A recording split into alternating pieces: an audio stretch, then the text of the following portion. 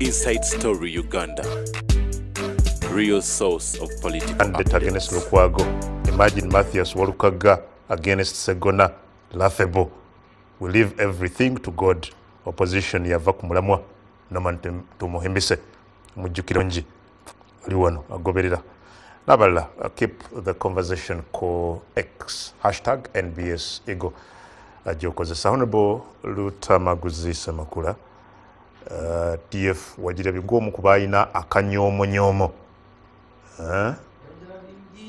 muntandikwa mulindwa nga bayibinga ngogamba tewali aba DF tebalina buwagizi bagenda kugwa nga bojjanja kusa producer nga yongera kulaga abantu betwala bye Masaka ba delegates baroso n'abaze ku launch ngolabira ddala obuwagizi obukirive nnyo n'essanyu lye balaze Honorable Matia Mpuuga ne banne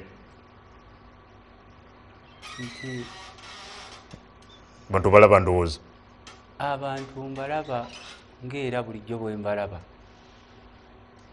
owulidde Honorable Mukakwa nti masanyaze gabayiseemu ndowooza gw'omukwabo kati wuliriza nze siitibwamu masanyalaze awo sina bwe ngalaba kyolina okumanya mu Uganda nakugwa byogera wano anti gwe mpuliriza abantu Honorable Mpuuga bamukyawa mu Uganda nti Honorable Mpuuga bamukyawa tomuteekako zakiri simanye bitaano but you see the people kakati ekyebitaano kikyo onakyo kireese naye nze nzikiriza nteesa okuteesa kwange buli muntu yenna wano alina ekibiina ky'ebyobufuzi not even ekibiina kya byabufuzi mu sizoni y'ebyobufuzi ofuna abawagizi bo buli muntu yenna asobola ofuna abawagizi kati naye bano kye baakoze kirungi era nze mbeebaza nti kati mwavudde mu politikisi wa Naddibanga politikisi wa kunyukunyu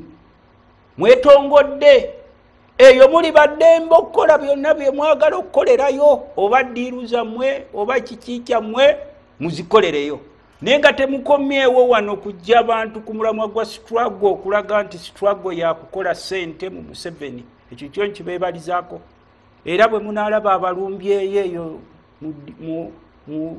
mu DF yammwe ne mulaba abalumbyeyo oyo mumukoleko mu mpuku yammwe gye mutaddewo eyo kati era kye twagambanga mwami Mpuuga nti bw'oba ojja wano mu politics kubanga kino nkigeraageranya nga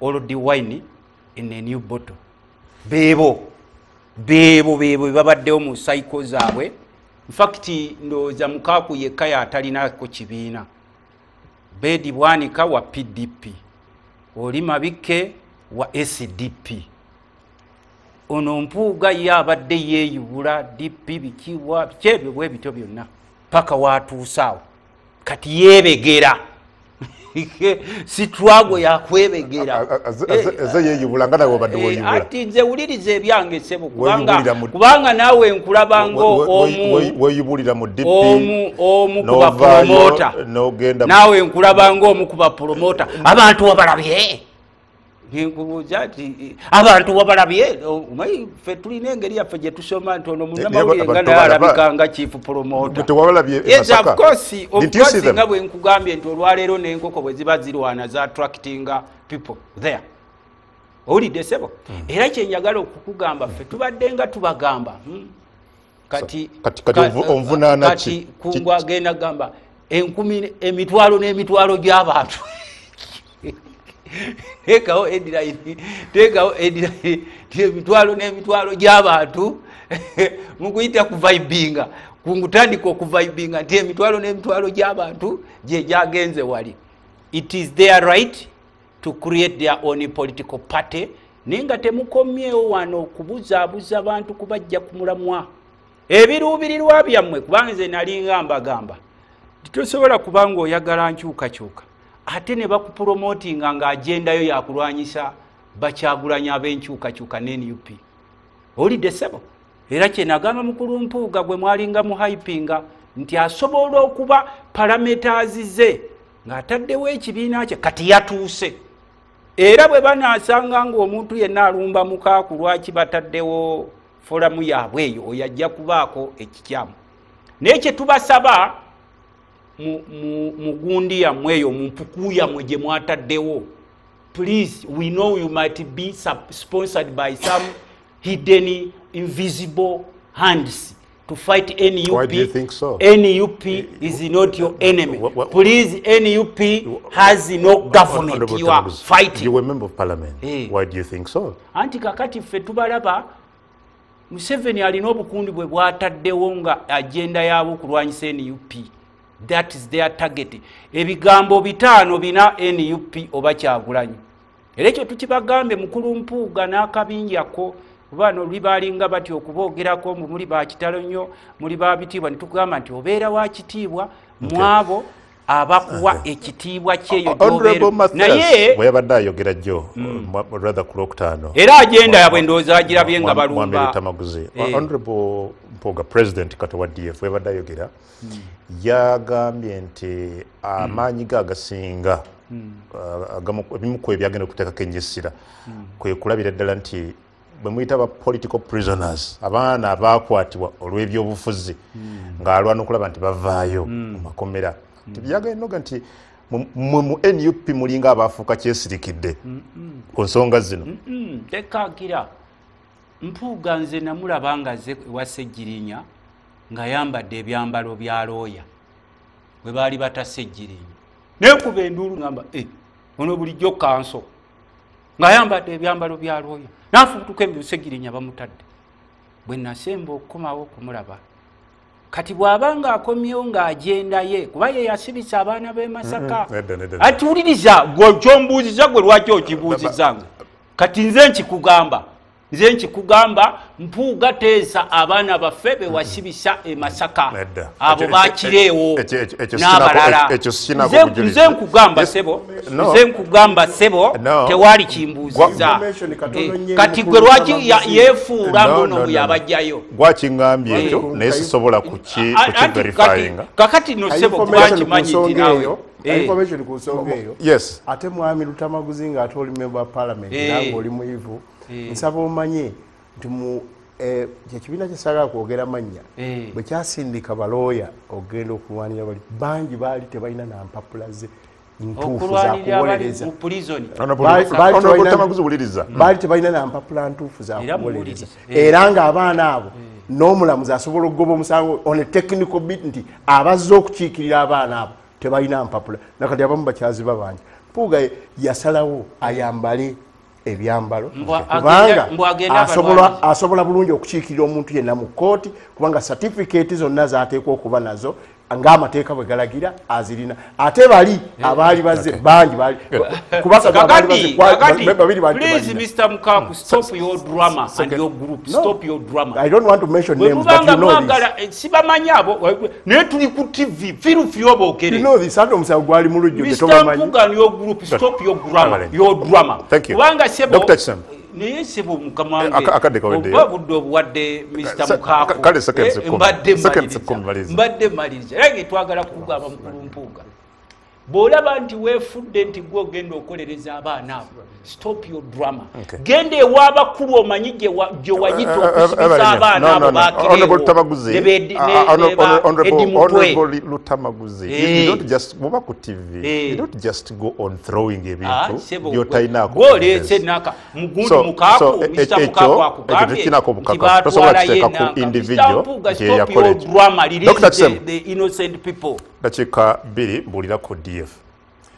Ekisookera ddala nti DF yayanyiriziddwa mu bitiibwa mu ssanyu baga nti kyekiseera be bagenda okulwana okukyusa obukulembeze mu ggwanga. Ssemateeka we Uganda abawo obuyinza obwo. You belong where you wish. So Mpuuga, Honorable Mpuuga n'abanne tebalina ki? Tebalina buzibu bwonna. Article 71 I think ebawo obuyinza obwo. Article 70 omuntu yenna asobola okujja ku independent. So Mpuuga would not clean. I mean erinnya lye teryandisigadde clean mu kibiina kya NUP since bamuteekako enziro. so yakoze bulungi okwetongola asigale clean mu kibiina ekirala kya DF naye ekibiina kino kiyinza okuba kyazzeeko because of anger n'ebintu ebirala kwegamba obusungu bwe buyinza okuba bwatonzaawo kino naye ekyenjagala okubuulira abantu nti ebibiina ebimeruka kati some of them it is founder like bino bulwadde bwe bayita founder syndrome omuntu atandiseeko ekibiina kusinga avaawo oba n'alwala n'ekibiina kikola kirwala so twagala ebibiina bibeere n'amaanyi gaabyo nga ANC Chama cha Mapinduzi nze kyengezaako kugamba kiki mwami Mpuuga yandibadde agezaako kugumiikiriza bwe baali baagala discipline kubanga ekibiina kibeera waggulu omuntu oba memba tobeera waggulu w'ekibiina tulabeeko ANC mu South Africa ng'edisciplininga Thabo Mbeki ng'edisciplininga onora gundi Ramaphosa naye yali atandise naye ekibiina ne kikola ono gundi we baasiba ono because of corruption Jacob Zuma tulabye ANC nga exercisinga gundi rights z'ekibiina so ekyengezaako okugamba abantu bonna nti ebibiina bwe tuba tubitongolako wadde akawaayiro mu constitution yaffe Uganda mwekali nti omuntu yenna belongs where you wish naye ebibiina let us build them bibeerewo ng'ebibiina ebirala bisobole okulaga nti abantu byajjira abaana Uganda si just okufuna anything small you create your own party. Dr. Rather Honorable Mpuuga bwe yabadde again ng'ayogera kimu ku bikwatako directly yeeyamye okubeera ku mwanjo okulwanirira Dr. Kizza Besigye ave mu kkomera gy'ali kati kino kiwa essuubi. Of course, you see, Uganda ina side bbiri zokka. Abanyigiriza n'abanyigirizibwa. Mutabo tulimwe omuntu yenna nga emmundu ye etunula gitunuze yaffe. That person is welcome. Ku njagala okuyozayoza aba DF okuba nti bafunye address bamanyiddwa kinnabalabyemu nti wasinkanya abantu abemanyi okumala ebbanga ddene era nze kyendowooza insense ya political party yonna okusooka erina okuba y'abantu nga beemanyi bwe bamala okwemanya ne bakkiriziganya okukkiriziganya gye bayita ideology kati we bagenda okukola kubanga abantu abasinga awo bazanya ebyobufuzi bonna awamu okumala emyaka 2-3 bonna nga manyi nti ki threat gwenjirabako nti Democratic Party lakanoza victim nnyo wano kubanga nalabye nnyo abantu bangi bembadde manyi nga badipi n'abalawalula nga badipi bakoze ki ndaba ne kala yaabwe eya green ate nga na ideology gyendowooza ya DF yet okusoma constitution kati gye balina eteeka okuba ya ideology ya Democratic Party so kati banga abantu abo batudde mu kasakaaka abwe kati nga buli omu amanyi munne bukyeva esokuba empoko esokubeera ekizimbe nga beemanyi noma nti ndi mukwano gwo nkumanyi manyi abaana bo nkutegeera buli omu amanyi ekinyiiza munne buli omu amanyi ki interest zaabwe ate kye nabalabyemukko babadde ne rankings gyendudde gye mmanyi fe abaliko mu DP nomala UID bwe operatinga walayo ranking buli omu awamu nekitiibwa nti gundi wano yansinga gundi wano yansinga gundi wano yansinga nze mbasabira kubanga kiri in the interest of this country. I don't want to vulgarize anybody. In the interest of this country nti abantu abakkiriziganya bazimbe ekibazimba bajje bagatte ku ttafaali ery'okuzimba eggwanga lyaffe liri mu mbeera eyo kya eggwanga lyaffe liri mu mbeera eyo kya nti lyetaaga okulitaasa mu bwangu ddala kyova nze ne wesinga n'aba-NRM mbabuuza wali olowooza ku lunaku nga mwami Museveni Katonda ne bagenda omwenyenyako bwati nga tazengulu. No, but you see, you speak to them. Ba era mwami Lutabaguzi. Bosango we NRM ngamaliza kadongo bosango we NRM. Mubulye ku nsonge awoze ku Uganda. Kubanga teri muntu asobola kubeera bulabu ekanakana gwanga. Dakiika 2 tu ku DF. Kati okulonda kw'abavuuka okwabadde mu Wakiso ku bifo by'aba chairperson njagala owulirize nnyo abawangudde ebifo by'aba chairperson ekibiina ekyasinze yabadde NRM 378 NUP 292 eyabadde namba 3 DF ebifo 6 namba 4 DP ebifo 5 namba 5 PFF obwa ssentebe bwa mirundi 3 ne namba 6 FDC ekifo kimu.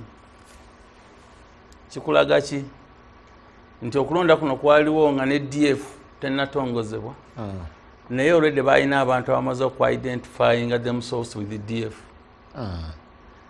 Nze saagala kubanyooma and I want to congratulate them.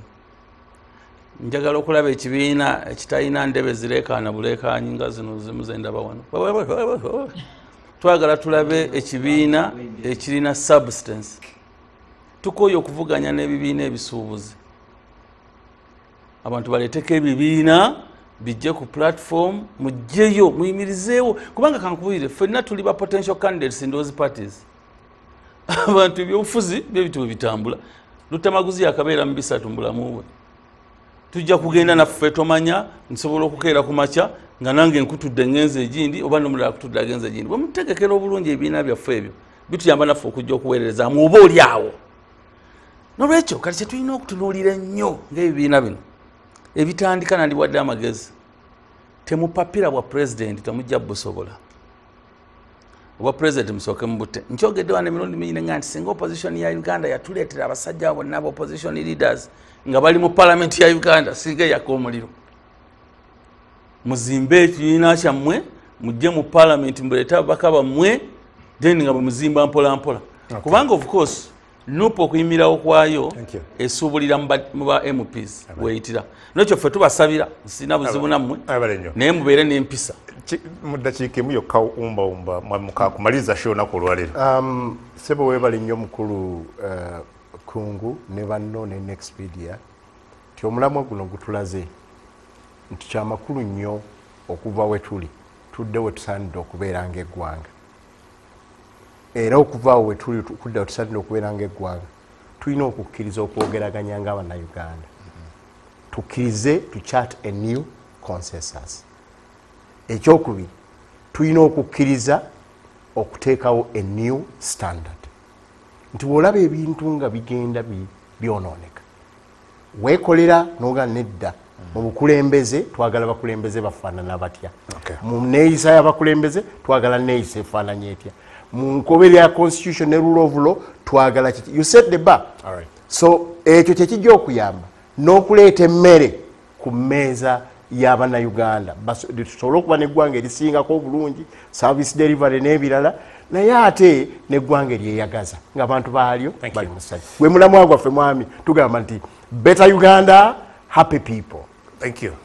Better Uganda happy people. Bigambo bya mukwano gwange mwami Samuel Walter Lubega mukakujagala kubebaza abatambudde naffe mwebale nnyo mwebale eddala.